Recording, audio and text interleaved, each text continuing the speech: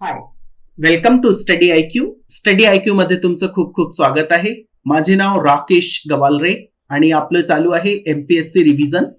काही महत्वाचे प्रश्न झाले आतापर्यंत, काही महत्वाचे प्रश्न अजून आपल्याला बघायचे आहे. मग पहिला प्रश्न तुमच्या समोर आहे, याचं संपूर्ण कंटेंट मराठीत आहे. लोकसभा शासनाविरुद्ध खालीलपैकी कोणत्या मार्गाने अविश्वास व्यक्त करू शकत नाही. यानी लोकसभा में जो अविश्वास प्रस्ताव होता है या अविश्वास होता है वो किस प्रकार से व्यक्त नहीं किया जा सकता. अविश्वास का मतलब क्या, देखिए टोटल 545 सीट से मान लीजिए हमारी लोकसभा में, और उसमें से 2 एंग्लो इंडियन के लिए है तो 543 बचता है. इसका आधे से एक ज्यादा किसी भी पार्टी के पास होना चाहिए या उसके गठबंधन के पास होना चाहिए, यानी ये बनता है 272. इतनी सीट्स का समर्थन अगर किसी के पास है, इसका मतलब वो सरकार कंटिन्यू कर सकती है. और अगर मान लीजिए इतनी सीट का समर्थन नहीं है तो सरकार फिर उसको कंटिन्यू नहीं कर सकती, उसको सरकार से हटा दिया जाता है, या फिर जो प्रधानमंत्री है और जो कैबिनेट है उसको क्या देना होता है, डेफिनेटली उसको इस्तीफा दे देना होता है. तो देखिए अविश्वास प्रस्ताव लाने के कई तरीके होते हैं.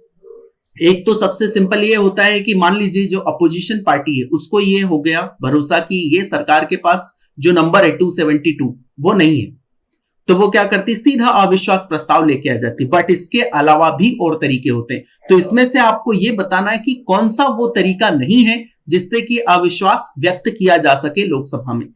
तो देखिए इसमें है, फर्स्ट वाला पॉइंट है संविधानाचा उल्लंघनाबद्दल राष्ट्रपतीवर महाभियोग चालवून. तो यही इसका सही आंसर है, यानी ऐसा करके आप अविश्वास प्रस्ताव नहीं ला सकते. क्यों? क्योंकि अगर राष्ट्रपति ने किसी चीज का उल्लंघन किया है या किसी वजह से उनमें अगर कुछ मानसिक परेशानी है या फिर उन्होंने संवैधानिक किसी प्रकार का उल्लंघन किया है, तो उसके ऊपर तो सरकार पक्ष के लोग भी क्या करते हैं, महाभियोग चला सकते हैं, और विपक्ष वाले भी ये प्रस्ताव ला सकते हैं. और ये अगर पारित हो जाता तो इसका मतलब लोकसभा में अविश्वास हो गया, ऐसा नहीं होता, क्योंकि राष्ट्रपति एक डिफरेंट चीज है और बाकी जो सदन है वो एक अलग है. तो ये वाला इसका गलत जवाब है. और हां, ये सभी प्रकार जो हैं 2, 3, 4 ये अगर मंजूर हो जाते हैं तो इससे ये माना जाता है कि सरकार के पास जो जरूरी नंबर है वो नहीं है. जैसे राष्ट्रपतीचा अभिभाषणावरील आभाराचा ठराव नामंजूर करून, जैसे राष्ट्रपति जब अभिभाषण देते हैं, जब कोई सेशन शुरू होता है उस समय उनका अभिभाषण होता है, लास्ट में भी होता है, फिर उसको क्या किया जाता है, थैंक्स करने का एक प्रस्ताव होता है, वो पारित होता है. राष्ट्रपति को हम थैंक्स करते हैं कि आपने अभिभाषण दिया, बड़ी आपकी मेहरबानी है. बट अगर वो नामंजूर हो जाता है तो इसका मतलब लोकसभा में सरकार के पास जरूरी बहुमत नहीं है. तो ये बिल्कुल करेक्ट है. अर्थ विधेयक फेटाळून, यानी जो अर्थ विधेयक होता है, जो फाइनेंस बिल होता है, वो भी अगर वापस चला गया. क्यों? क्योंकि जो फाइनेंस बिल है वो, उसके ऊपर जो राइट्स होते हैं वो ज्यादातर लोकसभा को होते हैं, जैसे वित्त विधेयक और फाइनेंस विधेयक, इन दोनों के ऊपर, या फिर मनी बिल जिसे कहा जाता है, इनके ऊपर किसका कंट्रोल होता है, ज्यादा लोकसभा का. राज्यसभा का उतना कंट्रोल नहीं होता. राज्यसभा उसको ज्यादा समय तक अपने पास रख नहीं सकती, 14 दिन के अंदर उसको वापस करना होता है लोकसभा को. और अगर 14 दिन में राज्यसभा ने वो बिल को वापस नहीं किया लोकसभा को, तो ये मान लिया जाता है कि ये बिल पास हो गया, क्योंकि मनी बिल और फाइनेंस बिल इन दोनों के ऊपर कंट्रोल लोकसभा का होता है. राज्यसभा उसमें अमेंडमेंट कर सकती है, बट वो सिर्फ प्रस्ताव दे सकती है, लोकसभा उसको मानने के लिए बाध्य नहीं है. और अगर मान लीजिए वित्त विधेयक या फिर मनी बिल ये पारित नहीं हुआ, तो इससे ये प्रूव होता है कि सरकार के पास लोकसभा में जरूरी जो नंबर है वो नहीं है. कपात सूचना मंजूर करून. कपात सूचना क्या होती है, जैसे मान लीजिए कोई विधेयक आया और उन्होंने ये कहा कि हम 100 रुपए इस अमुक योजना पर या इस योजना पर खर्च करने वाले हैं, और विपक्ष ने कहा नहीं, हम इसमें से 1 रुपया कम करना चाहते हैं, और ये मान लीजिए पारित हो गया. और ये अगर पारित हो गया तो इसका मतलब भी ये हुआ कि जो सरकार है उसके पास जरूरी नंबर नहीं है. तो इसमें सिर्फ यही इसका एक गलत जवाब है, संविधानाचा उल्लंघनाबद्दल राष्ट्रपतीवर महाभियोग चालवून. महाभियोग अगर लग जाता है तो उससे राष्ट्रपति हट जाते हैं, राष्ट्रपति को हटाया जा सकता है, बट उससे ये नहीं माना जा सकता कि सरकार के पास नंबर नहीं है. पुढचा प्रश्न बघा. प्रसिद्ध मंडळ खटल्यांमध्ये 1992 सर्वोच्च न्यायालयाने मागासवर्गीयांसाठी नोकऱ्यांमध्ये आरक्षणाची तरतूद असलेल्या अनुच्छेद 16(4) च्या व्याप्तीचे सवकष परीक्षण केले. सर्वोच्च न्यायालयाने या बाबतीत खालीलपैकी कोणते निर्णय दिले? अब देखिए, आपको मंडल कमीशन के बारे में पता होगा। मंडल कमीशन बहुत इंपॉर्टेंट है और मंडल कमीशन से ही ओबीसी को रिजर्वेशन मिला है। पहले रिजर्वेशन किसको था? सिर्फ जो रिजर्वेशन था वो एससी और एसटी को था, इसके अलावा किसी को रिजर्वेशन नहीं था। बाद में जो रिजर्वेशन दिया गया ओबीसी को वो मंडल कमीशन के द्वारा दिया गया। एक मंडल कमीशन बनाया था। अच्छा, इससे पहले भी कमीशन बना था। पहले तो इसका आंसर देख लेते हैं। इसका आंसर है ए, बी, सी और तीनों ही इसमें क्या है? बरोबर है। अब देखिए, इससे संबंधित कुछ डेटा मैं आपको बता देता हूं। इसके लिए सबसे पहला जो कमीशन बनाया गया था वो था काका कालेलकर की अध्यक्षता में एक कमीशन बना था 1953 में। ये किसने बनाया था? तो ये बनाया था नेहरू जी ने। उस समय नेहरू जी प्राइम मिनिस्टर थे, पंत प्रधान थे देश के। बट इनकी जो सिफारिश थी वो मानी नहीं गई। हालांकि ये सिफारिश में भी कहा गया कि ओबीसी को रिजर्वेशन मिलना चाहिए। उसके बाद में आता है जब मोरारजी देसाई की गवर्नमेंट बनी थी इमरजेंसी के बाद, तो बिंदेश्वरी प्रसाद मंडल, ये बिहार के पूर्व मुख्यमंत्री थे। इनकी अध्यक्षता में उन्होंने एक कमीशन बनाया था कि ओबीसी जो है उसको रिजर्वेशन दिया जाना चाहिए। बट इसको बाद में यह हुआ कि मोरारजी देसाई की जो गवर्नमेंट थी वो गिर गई और इंदिरा गांधी वापस किसमें आ गई? पावर में आ गई। और इंदिरा गांधी जैसे ही पावर में आई तो ये पूरा मुद्दा ठंडे बस्ते में चला गया। बट वीपी सिंह की जब गवर्नमेंट बनी, वीपी सिंह का नाम आपने सुना होगा, वो भी पंत प्रधान बने थे देश के, और उन्होंने वापस से ये कहा कि हम ये जो मंडल कमीशन की सिफारिश है इसको पूरी तरह से लागू करना चाहते हैं। और उन्होंने इसको लागू भी किया, रिजर्वेशन दिया उन्होंने। तो देखिए, इसमें पहला पॉइंट क्या था? जब इन्होंने रिजर्वेशन दे दिया तो लोगों ने डेफिनेटली इसका खूब प्रोटेस्ट हुआ। इतना प्रोटेस्ट हुआ कि कई जो स्टूडेंट थे उनकी डेथ भी हो गई। और फिर अंत में न्यायालय में इसका क्या हुआ? केस गया। और न्यायालय में जब केस गया तो न्यायालय ने अपने कुछ निर्णय दिए और वो निर्णय यहां पर लिखे हुए।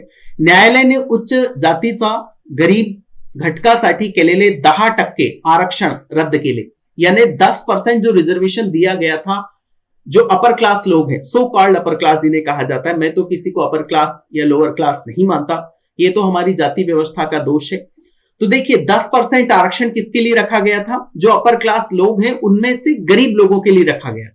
तो उसको न्यायालय ने रद्द कर दिया कि इन अपर क्लास लोगों को रिजर्वेशन नहीं देना चाहिए। फिर इतर मागास वर्गीयांसाठी केलेले 27% आरक्षण घटनात्मक दृष्ट्या काही अटीसह वैध ठरवले। और जो 27% रिजर्वेशन दे दिया था, किसने? वीपी सिंह की जो गवर्नमेंट थी उसने दे दिया था, तो उसको भी न्यायालय ने क्या ठहरा दिया?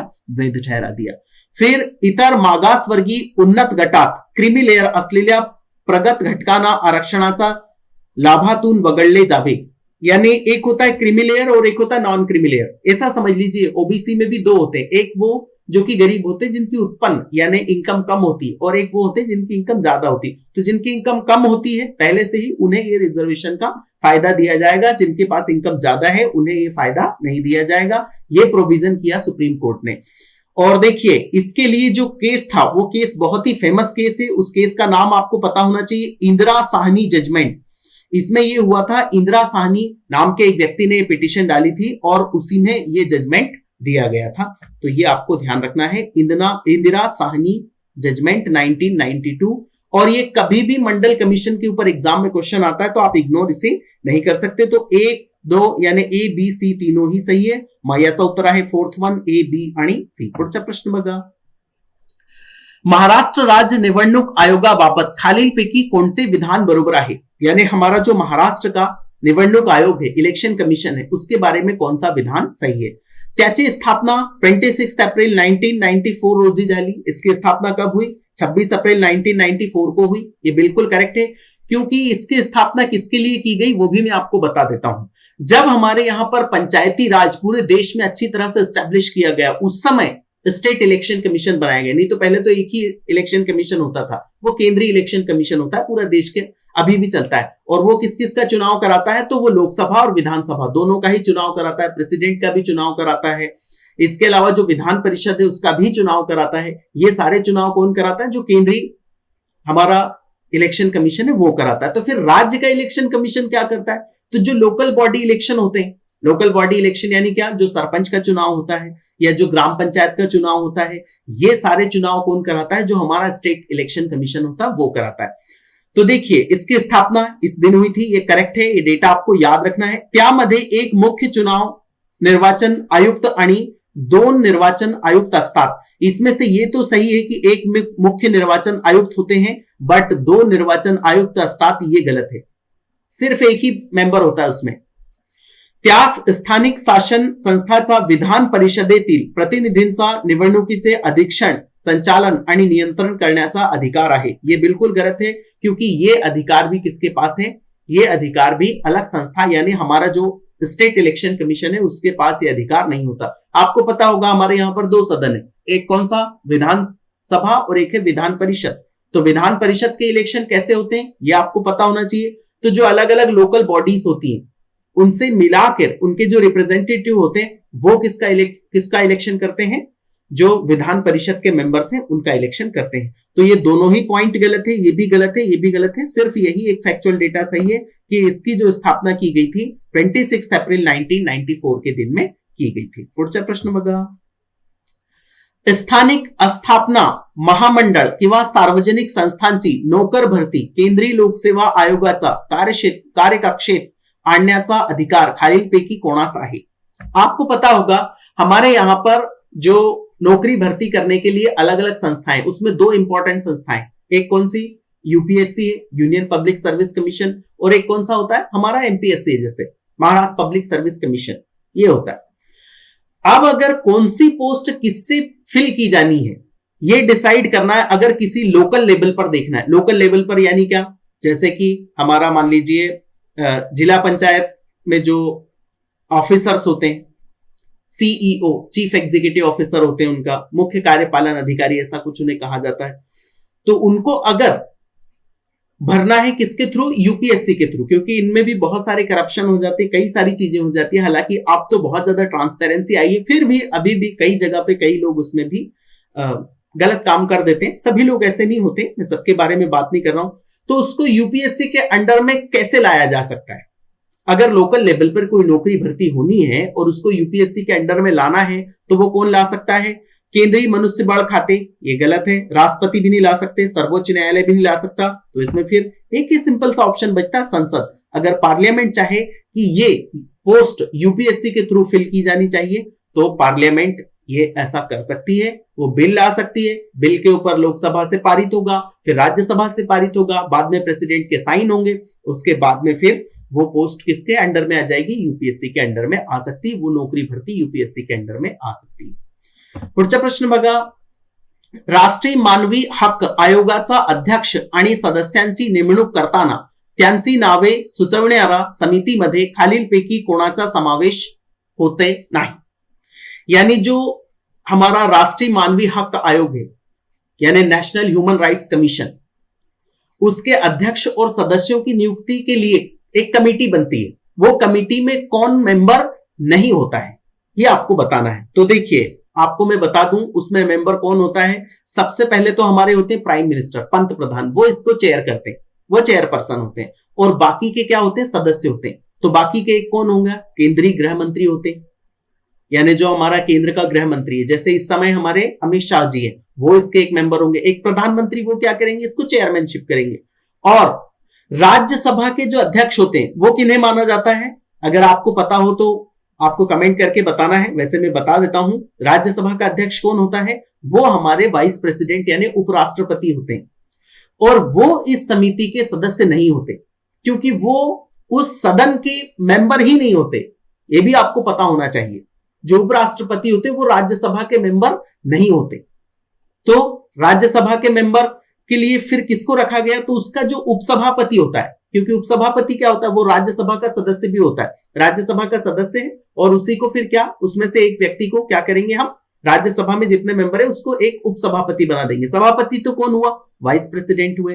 तो देखिए ये तो होते हैं केंद्रीय गृह मंत्री, लोकसभेचे सभापती यानी लोकसभा स्पीकर, ये भी उसके मेंबर होते हैं. संसदच्या दोन्ही सभागृहांचे विरोधी पक्ष नेते, यानी लोकसभा में जो भी विरोधी पक्ष नेता है वो, और राज्यसभा में जो भी विरोधी पक्ष नेता है वो इनके सदस्य होते हैं. तो इसका सही आंसर क्या होगा? राज्यसभेचे अध्यक्ष यानी वाइस प्रेसिडेंट इसके सदस्य नहीं होते. और देखिए मैंने यहां पर पूरी लिस्ट बनाई है, ये आपको ध्यान होना चाहिए, क्योंकि नेशनल ह्यूमन राइट कमीशन और स्टेट ह्यूमन राइट कमीशन पे क्वेश्चन आते रहते हैं। द प्राइम मिनिस्टर वो चेयर करते हैं, the home minister, the leader of opposition in Lok Sabha, the leader of opposition in Rajya Sabha, the speaker of Lok Sabha lower house, the deputy chairman of Rajya Sabha यानी upper house का जो डेप्यूटी चेयरमैन है वो इसके सदस्य होते हैं। और ऐसा ही स्टेट में भी होता है। स्टेट में अगर आप बात करेंगे तो जो स्टेट ह्यूमन राइट कमीशन है उसका चेयरपर्सन कौन होगा? सिंपल सी बात है, चीफ मिनिस्टर होंगे। और कौन होंगे? उसका सदस्य कौन होगा? उसका सदस्य एक और ये भी होंगे, होम मिनिस्टर, जो स्टेट का होम मिनिस्टर है वो। अपोजिशन लीडर इन लोकसभा की बजाय विधानसभा हो जाएगा, leader of opposition in Vidhan Parishad ये भी हो जाएगा, लोकसभा का स्पीकर भी हो जाएगा, और डेप्यूटी चेयरपर्सन लोकसभा की बजाय अगर स्टेट में देखेंगे तो हम बात करेंगे विधानसभा का स्पीकर जो भी है, और ऐसे ही डेप्यूटी चेयरमैन ऑफ राज्यसभा यानी कौन? जो भी उसका लोअर हाउस अपर हाउस जो विधान परिषद है उसका अध्यक्ष। पुढचा प्रश्न बघा, चौकशी करताना राज्य माहिती आयोगास खालील बाबी संबंधी दिवाणी न्यायालयाचे अधिकार असतात। अब देखिए, राज्य माहिती जो आयोग होता है वो पूरी तरह से एक न्यायालय की तरह काम कर सकता है, बट सिर्फ उसको एक राइट नहीं होता। वो कौन सा राइट नहीं होता? वो किसी प्रकार की सजा नहीं दे सकता। बाकी उसको वो सारे राइट होते हैं जो कि न्यायालय को होते हैं। जैसे किसी भी व्यक्ति को बुला के और उसको बातचीत करना। अगर मान लीजिए कोई केस है, कोई करप्शन का केस है और राज्य माहिती आयोग के सामने आया वो, तो राज्य माहिती आयोग क्या कर सकता है? उससे संबंधित किसी भी व्यक्ति को अपने सामने बुला सकता है। पूरा कोर्ट की तरह ये काम करता है। प्रतिज्ञा पत्रावर पुरावे स्वीकारणे, जो एव्हिडन्स है वो भी स्वीकार करता है। कोणत्याही न्यायालयाकडून अथवा कार्यालयाकडून कोणतेही सार्वजनिक कागजपत्र मांगविणे, यानी कोई से भी वो कागजपत्र भी मांग लेता है। ये भी सही है, क्योंकि उसको सारी इंफॉर्मेशन देनी, उसको ये प्रूफ करना है कि ये सही हो रहा है गलत हो रहा है। बस सिर्फ एक काम वो नहीं कर सकता जो न्यायालय कर सकता है, किसी को सजा नहीं दे सकता राज्य माहिती आयोग। और साक्षीदारांची तपासणी करण्यासाठी समन्स बजावणे, यानी जो साक्षीदार होते हैं जिन्होंने वहां पर साक्ष्य दिए हैं उनको वो समन्स भी भेज सकता है कि आप इसकी तपासनी के लिए हमारे सामने प्रस्तुत हुई है। तो इसका आंसर क्या होगा? ए बी सी डी सगड़े। यानी सिर्फ एक ही काम वो नहीं कर सकता, सजा नहीं सुना सकता राज्य माहिती आयोग। सजा सुनाने का काम किसका है? कोर्ट का, न्यायालय का। पुढचा प्रश्न बघा, 1993 चा मानवी हक्क संरक्षण कायद्यामध्ये 2006 सालचा सुधारणा कायद्याद्वारे झालेल्या दुरुस्त्याबाबत खालीलपैकी कोणती बरोबर आहे? 1993 में मानवी हक संरक्षण कायदा, उसको हमने करेक्शन किया, उसमें अमेंडमेंट किया 2006 में, और उससे संबंधित जो आंसर है वो ये है, अनुसूचित जमाती आणि अनुसूचित जातीचा राष्ट्रीय आयोगांचं अध्यक्षांना राष्ट्रीय मानवी हक्क आयोगाचे प्रसिद्ध सदस्य करण्याची तरतूद केली गेली। अब देखिए, इसमें जो टोटल मेंबर होते हैं मानवी हक्क संरक्षण में जो बनता है हमारे यहां पर कमीशन पूरा, उसमें 12 सदस्य होते हैं, और उसमें से 7 जो सदस्य होते हैं ना वो तो एक्स ऑफिसियो चेयरपर्सन होते हैं। एक्स ऑफिसियो चेयरपर्सन का मतलब क्या? जैसे इन्होंने एक क्या कहा कि अनुसूचित जाति आयोग जो है उसका जो चेयरपर्सन होगा वो इसका एक मेंबर होगा। नेशनल विमेन राइट कमीशन का जो चेयरमैन होगा वो इसका एक मेंबर होगा, या फिर अपंग लोगों के लिए जो हमने कमीशन बना के रखा उसका जो चेयरमैन होगा वो इसका मेंबर होगा। तो ये पूरा डेटा आपको पता होना चाहिए। जितने 7 लोग हैं वो कौन कौन से 7 लोग हैं। जैसे माइनॉरिटी कमीशन है उसका जो अध्यक्ष है यानी जो चेयरपर्सन है वो भी इसका एक मेंबर होगा। तो 7 तो इसमें क्या होते हैं? एक्स ऑफिसियो चेयरमैन, जो भी उस पद पर रहेगा वो क्या होगा? उसका सदस्य अपने आप हो जाएगा। और बाकी ये सब गलत है। राज्य मानवी हक्क आयोगातील पद सदस्य संख्या 3 वरून 5 पर्यंत वाढवण्यात आली, ऐसा कुछ भी नहीं हुआ था। 2006 में यही किया गया था कि जो SC ST आयोग के जो अध्यक्ष हैं उनको इसमें क्या बना दिया गया? सदस्य बना दिया गया। पुढचा प्रश्न बघा, पुढीलपैकी कोणते वर्णन भारतातील नव्वदीनंतरच्या पक्ष पद्धतीचे चपखल वर्णन ठरेल? यानी 1990 के बाद में किस प्रकार की कंडीशन देश में रही है? जो पॉलिटिकल पार्टीज हैं, जो केंद्र में सरकार बनी, राज्य में जो सरकार बनी, उनमें क्या रहा है? तो देखिए, आपको पता होगा 1990 के बाद में जब सबसे पहले अगर हम बात करें लास्ट में मोदी गवर्नमेंट से पहले जो मजबूत गवर्नमेंट बनी थी वो राजीव गांधी जी की बनी थी। उनके पास काफी सदस्य थे, कुछ 400 सांसद उनके थे लोकसभा में। उसके बाद में तो फिर कांग्रेस का ग्राफ गिरता गया और बाद में तो ऐसा हो गया 1990 में 1990 में तो कि फिर कोलिशन गवर्नमेंट बनी, कभी तो अल्पमत की सरकार भी चलती रही। इसके अलावा आप आगे आएंगे तो फिर सरकार बनती है इनके अटल बिहारी वाजपेयी जी की, वो भी कोलिशन गवर्नमेंट थी। और केंद्र में फिर अगर आप बात करेंगे तो यहां पे आइए आप, यूपीए गवर्नमेंट जो बनी अटल बिहारी वाजपेयी यानी बीजेपी की सरकार जाने के बाद में फिर बनी क्या, यूपीए गवर्नमेंट, वो भी एक कोलिशन गवर्नमेंट थी। 2014 तक वो चली और 2014 तक कोलिशन गवर्नमेंट चलती रही और अभी भी कोलिशन गवर्नमेंट चलती है। हालांकि अभी लोकसभा में बीजेपी के पास पूर्ण बहुमत है। तो इसके बाद में केंद्र में तो क्या रहा, हमेशा ही केंद्रात आघाडीचे सरकार राहिले, ये तो बराबर है, यहां पे भी है ये और यहां पे भी है ये। बट राज्यांमध्ये 2 अथवा 3 पक्षामध्ये सत्ता संघर्ष या स्पर्धा रही है किस किस के बीच में। अगर राज्य में हम सभी राज्यों में देखें तो ज्यादातर राज्यों में ऐसा ही हुआ है। हमारे महाराष्ट्र में देख लीजिए, एनसीपी और कांग्रेस की सरकार चलती रही बहुत दिन तक, फिर उसके बाद में बीजेपी और शिवसेना की सरकार चली, फिर उसके बाद में अभी आप देखेंगे तो एनसीपी, कांग्रेस और शिवसेना, इन तीनों की सरकार चल रही है।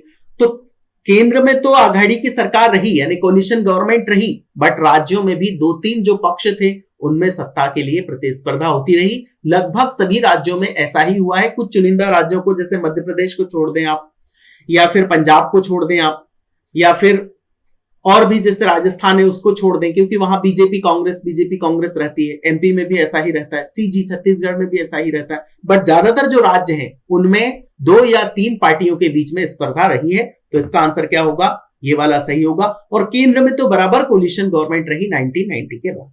पुढचा प्रश्न बघा, निवडणूक अर्ज भरताना प्रत्येक उमेदवाराला शपथ पत्र जोड़ने आवश्यक आहे, कौन सा शपथ पत्र उन्हें देना आवश्यक है। वयाचा दाखला, इसका शपथ पत्र देने की जरूरत नहीं होती, क्योंकि आपने जो अपने डॉक्यूमेंट दिए हैं उसमें आपकी एज लिखी रहेगी, तो इसका शपथ पत्र देने की कोई जरूरत नहीं है। एखाद्या गुन्ह्यासाठी शिक्षा, ये बिल्कुल करेक्ट है। अगर आपको कौन से गुनाह के लिए शिक्षा मिली है या नहीं मिली है या केस चल रहा है, ये आपको शपथ पत्र में देना पड़ता है। शारीरिक अपंगत्व का भी कोई प्रमाण पत्र आपको देने की कोई जरूरत नहीं है। सिर्फ यही एक एखाद्या गुन्ह्यासाठी शिक्षा अगर आपको मिली है या आपके ऊपर केस चल रहा है, तो ये इंफॉर्मेशन आपको उस शपथ पत्र में देना होता है, जो निवडणूक आयोग के सामने आप क्या करते हैं, जाहीर करते हैं। तो इसका आंसर क्या होगा, फक्त बी बरोबर आहे आणि ए सी हे सगळे चुकलेले आहे। वयाचा दाखला की तो कोई जरूरत ही नहीं है, क्योंकि आपने अपनी मार्कशीट दे दी तो आपकी वय तो उसमें लिखी हुई होगी। मार्कशीट नहीं दी तो आधार कार्ड दे दिया या आपका जो पहचान पत्र है उसमें एज लिखी रहती है, दैट्स इट। तो ये देने की जरूरत नहीं, ये भी देने की जरूरत नहीं, ये आपको देना है। पुढचा प्रश्न बघा, सरकारी खर्चाने चालणाऱ्या शिक्षण संस्थात धर्मवंशादी कारणास्तव कोणालाही प्रवेश नकारू शकत नाही, अशी तरतूद डॅश आहे।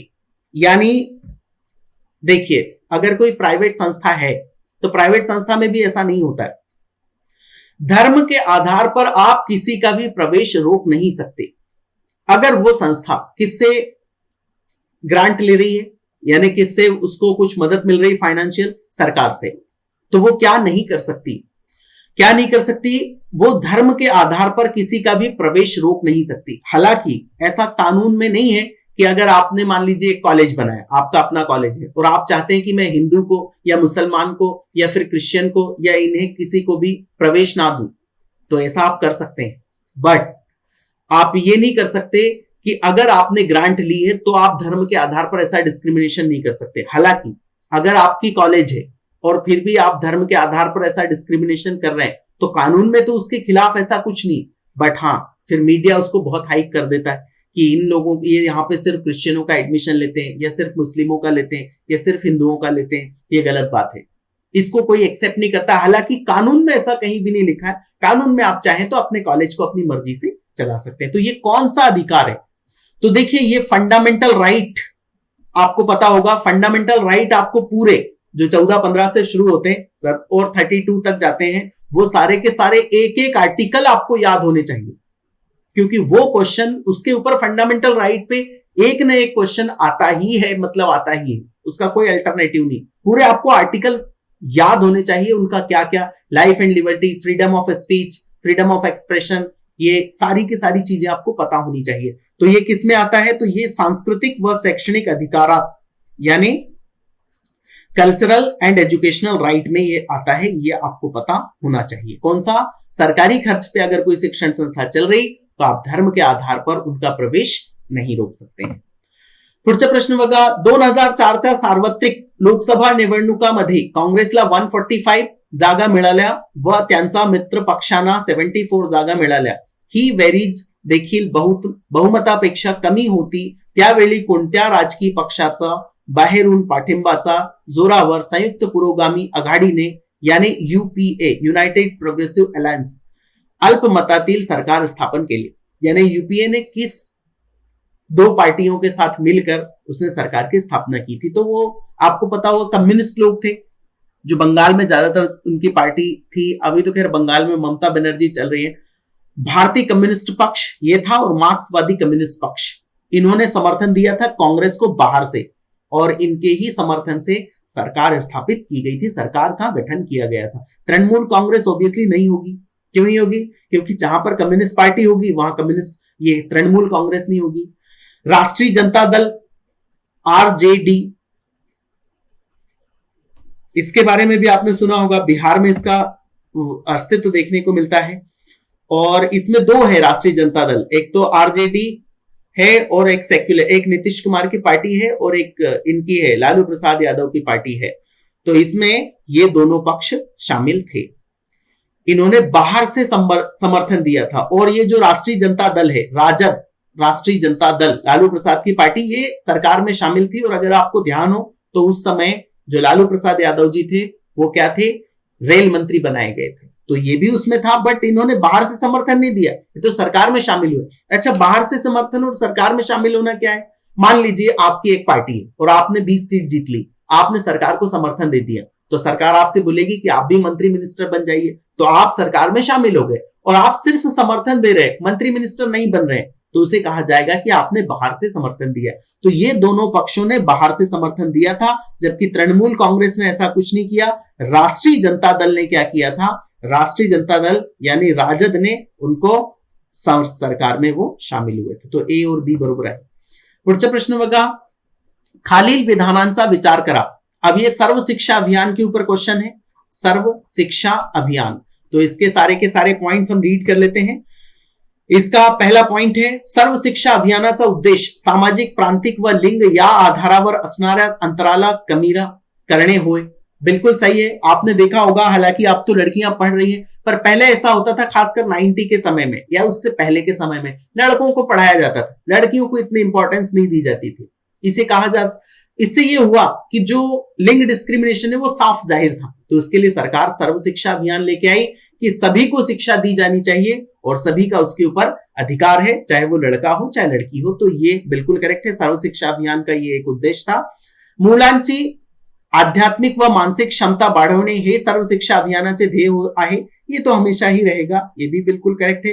विद्यार्थ्यांना मूल्यधिष्ठित शिक्षण प्रदान करणे व सर्व शिक्षा अभियानाचे उद्देश्य आहे. ये भी करेक्ट है.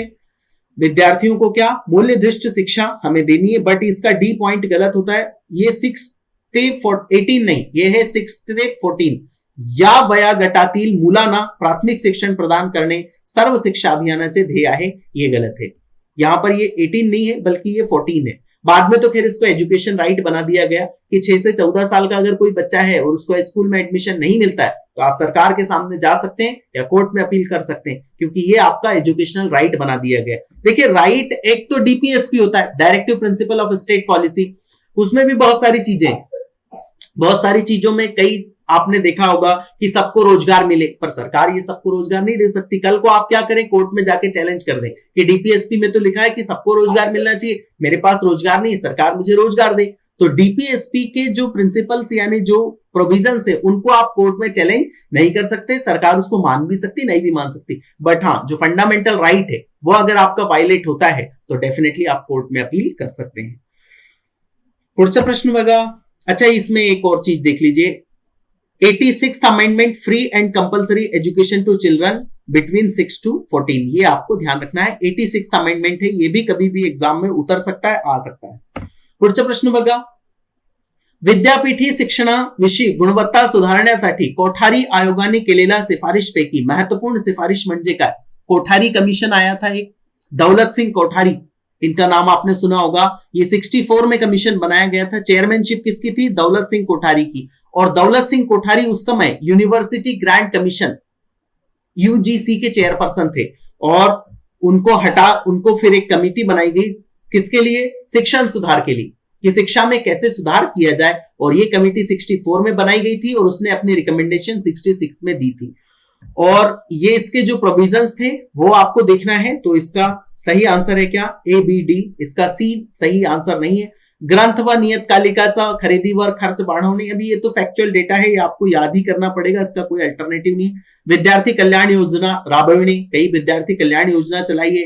ग्रंथ और जो नियतकालिक यानी उनसे एजुकेशन से संबंधित जो भी सामग्री है उसके ऊपर खर्च बढ़ाना चाहिए सरकार को। विद्यापीठात संशोधन करण्यावर भर, ये भी सही है। विद्यापीठ में कई सारे संशोधन की जरूरत थी, उस समय तो बहुत ज्यादा उनमें रिफॉर्म की रिक्वायरमेंट थी, बट हाँ ये नहीं था। विद्यापीठातील प्रवेश बाहेरील संस्थे मार्फत करणे, ये नहीं था। जो विद्यापीठ में प्रवेश है वो संस्था के मार्फत ही होना चाहिए, ऐसा इसमें प्रोविजन था। तो ए, बी, डी इसका सही आंसर है। इसके सारे प्रोविजन डेफिनेटली आप याद नहीं कर सकते, और कर लो तो बहुत अच्छी बात है, बट वो परीक्षा में आ जाते हैं कभी कभी। पुढचा प्रश्न बघा, विधानसभा विसर्जित झाल्यानंतर तिच्या समोरील सर्व विधेयके व्यापगत होतात, परंतु काही प्रकारची विधेयके विसर्जनानंतरही व्यापगत होत नाही। याबाबत खालीलपैकी योग्य विधाने निवडा। आप देखो, विधानसभा अगर विसर्जित हो गई, भंग हो गई, तो उसके बाद में नई विधानसभा आई, तो कुछ विधेयक ऐसे होते हैं जो लैप्स नहीं करते। विधेयक का मतलब क्या? कोई भी विधेयक होता है वो बिल कब बनता है? बिल होता है, विधेयक होता है। और वो एक्ट कब बनता है? जब वो विधानसभा और विधान परिषद दोनों से पास हो जाए और प्रेसिडेंट उस पर साइन कर दे राज्यपाल के मार्फत, तो वो क्या बन जाता है? एक्ट बन जाता है। ये आप जानते होंगे। बट कुछ ऐसे बिल होते हैं और विधानसभा विसर्जित होगी तो वो बिल कोलैप्स कर जाएगा। अगर वो बीच में है बिल और विधानसभा कोलैप्स होगी तो वो बिल कोलैप्स कर जाएगा। बट कुछ ऐसी कंडीशन होती है जबकि वो बिल कोलैप्स नहीं करते। एक उसकी कंडीशन ऐसे है कि अगर उसको विधान परिषद ने पारित किया है बट विधानसभा में वो पेंडिंग है, तो वो बिल व्यापगत नहीं होता। समझना, क्योंकि विधान परिषद तो एक स्थायी सदन है, वो तो चलता रहता है। विधानसभा तो 5 साल में भंग हो जाती, खत्म हो जाती, या बीच में भी खत्म हो जाती। बट विधान परिषद कभी ऐसे हमेशा की तरह एकदम पूरी तरह से डिसॉल्व नहीं होती। उसमें ऐसे मेंबर होते हैं 2/3 मेंबर उसके कुछ समय इंटरवल के बाद में क्या होते रहते हैं, उसमें से रिटायर्ड होते रहते हैं और नए मेंबर आते रहते हैं। और विधानसभा में तो सारे मेंबर एक साथ रिटायर्ड हो जाते हैं, यानी एक साथ हट जाते हैं वो। तो देखिए इसमें एक पहला प्रोविजन, विधानसभेत प्रलंबित असलेले परंतु विधान परिषदेने पारित न केलेले विधेयक व्यापगत होत नाही। ये बिल्कुल सही है। विधानसभा ने उसको प्रलंबित कर दिया है, यानी पास कर दिया है, उसमें पेंडिंग है। बट विधान परिषद ने प्रलंबित कर दिया, पास कर दिया, बट विधानसभा ने पारित नहीं किया, तो डेफिनेटली वो विधेयक क्या होगा? व्यापगत नहीं होगा। क्यों? क्योंकि विधानसभा क्या है? अस्थायी सदन है, वो तो 5 साल में हट जाता है। तो अगर वहां पर पेंडिंग है, उसने पास नहीं किया, तो वो व्यापगत नहीं होगा, क्योंकि विधान परिषद तो क्या है? स्थायित्व है। और देखिए इसका उल्टा भी होता है, विधानसभेने पारित केलेले परंतु विधान परिषद प्रलंबित असलेले विधेयक व्यापगत होते। ये बिल्कुल सही है, क्योंकि जिस विधानसभा ने इसको पारित किया था वो विधानसभा तो खत्म हो गई, वो तो व्यापगत हो गई, विसर्जित हो गई, तो वो बिल भी कोलैप्स कर जाएगा। दोन्ही सभागृहांनी पारित केलेले मात्र राज्यपालाचा संमतीसाठी पाठवले विधेयक व्यापगत होत नाही। ये भी सही है, क्योंकि दोनों ने पारित कर दिया, राज्यपाल के पास है, तो वो भी व्यापगत नहीं होगा। तो इसका आंसर क्या होगा? ए, बी, सी तीनों ही करेक्ट है। पुढचा प्रश्न बघा, ये तो एक फॅक्च्युअल डेटा है। कोणत्या कलमामध्ये राज्यपाल राज्याचा विधानसभेत एंग्लो इंडियन समूहाचा प्रतिनिधी नेमणूक करता है? तो राज्यपाल कौन सी कलम से एंग्लो इंडियन सदस्यों की नियुक्ति करते हैं? तो आर्टिकल कौन सा है? 333। फॅक्च्युअल डेटा याद रखना आपको। जिल्हा परिषद अध्यक्ष किंवा उपाध्यक्ष यांचा निवडणुकीचा वैधतेबाबत विवाद उत्पन्न झाल्यास निवडणुकीचा दिनांकापासून किती दिवसाचा आत त्यासंबंधी दाद मागता येते आणि कोणाकडे? अगर जिला परिषद है, उसका अध्यक्ष और उपाध्यक्ष का चुनाव हुआ और उसमें कोई विवाद है, तो उस विवाद के लिए आप कहां पर किसके सामने अर्जी दे सकते हो और कितने दिनों में दे सकते हो? तो 30 दिन तो सब में कॉमन है, तो इसका तो कोई मतलब नहीं बचा। इन्होंने फिर यहां पर कितने दिवस क्यों डाला? जब सभी में 30 दिन लिखा है तो फिर इसकी कोई रिक्वायरमेंट नहीं बचती। उसके बाद में किसके सामने दिया जा सकता है, तो जो डिविजनल कमिश्नर होता है, डिविजनल कमिश्नर आप जानते होंगे, जैसे सबसे पहले तो क्या होते हैं, एसडीएम होते हैं। मान लीजिए एक डिस्ट्रिक्ट है और उसमें 5 एसडीएम है, उनके ऊपर कौन होता है, डीएम होता है, डिस्ट्रिक्ट मजिस्ट्रेट यानी कलेक्टर होता है। और इनके ऊपर भी मान लीजिए 3-4 ऐसा एक डिवीजन बना हुआ है कि इसमें एक पालघर डिस्ट्रिक्ट है, ठाणे डिस्ट्रिक्ट है, नासिक डिस्ट्रिक्ट है, इनको मिलाकर एक क्या बनता है, डिविजनल कमिश्नर, एक डिवीजन बनता है। और इनका एक कमिश्नर होता है, वो ये कलेक्टर्स का क्या करता है, वो हेड होता है, थोड़ा सा आप ऐसा मान सकते हो। ये कलेक्टर इनको रिपोर्ट करते हैं और ये कमिश्नर किनको रिपोर्ट करते हैं, तो वो करते हैं किसको, जो सेक्रेटरी होता है, प्रिंसिपल सेक्रेटरी जिसको मान सकते हो, चीफ सेक्रेटरी, वो उन्हें क्या करते हैं, रिपोर्ट करते हैं। चीफ सेक्रेटरी, प्रिंसिपल सेक्रेटरी ऊपर होता है केंद्र सरकार में, तो उनको रिपोर्ट करते हैं। तो ये जो अगर कोई विवाद है तो ये कलेक्टर से नहीं सुलझाया जाएगा, इसके लिए किसके पास देना होगा, अर्जी, जिलाधिकारी नहीं होगा, इसका सही जवाब होगा विभागीय आयुक्ताकडे, यानी जो डिविजनल कमिश्नर है उसके पास आपको अर्जी देनी होगी। पुढे बघा, महाराष्ट्र विधानसभा नियमावली कार्यान्वित झाली, कधी झाली, तो ये 23 अगस्त 1960 को झाली, ये आपको ध्यान होना चाहिए। 1 मई 1960 को हमारे महाराष्ट्र की स्थापना की गई थी। और देखिए, सरपंचाविरुद्ध अविश्वास ठराव मांडण्यासाठी खालील विधाने लक्षात घ्या। सरपंच है अगर और उसको हटाना है, उसके खिलाफ अविश्वास प्रस्ताव लाना है, तो उसमें क्या होगा, तो देखिए मैं आपको ऐसे ही बता देता हूं, जो जितने भी वोटर हैं उसमें से आधे से कुछ ज्यादा वोटर्स ने क्या करना चाहिए, साइन करके एक एप्लीकेशन भेजनी चाहिए। और उसमें से कम 3 सदस्य उसके पास क्या होने चाहिए, किसके पास, यहां पर उनका अधिकारी का नाम भी लिखा है, जिला अधिकारी के पास जाना चाहिए वो एप्लीकेशन, और जिला अधिकारी के पास कम से कम 3 लोग प्रस्तुत भी होने चाहिए। उसके बाद में जिला अधिकारी वहां पर आएगा और मीटिंग बुलाएगा, और मीटिंग बुलाने के बाद वोटिंग करेगा, और अगर वो सरपंच के खिलाफ वो वोटिंग चली जाती है तो उसको फिर पद से हटा दिया जाता है, कि अविश्वास हो जाता है। सरपंचाविरुद्ध अविश्वास ठराव मांडण्यासाठी ग्रामपंचायतीची विशेष सभा बोलावली लागते, ऐसा कुछ नहीं, कोई विशेष सभा बुलाने की जरूरत नहीं। विशेष सभा बोलावण्याची मागणी किमान 1/3 सदस्यांनी करणे आवश्यक असते, ऐसा कुछ भी नहीं है। मैंने कहा आपको, पंचायत में जितने भी वोटर हैं वो ऐसी मागणी करेंगे, लिखित में इंफॉर्मेशन देंगे।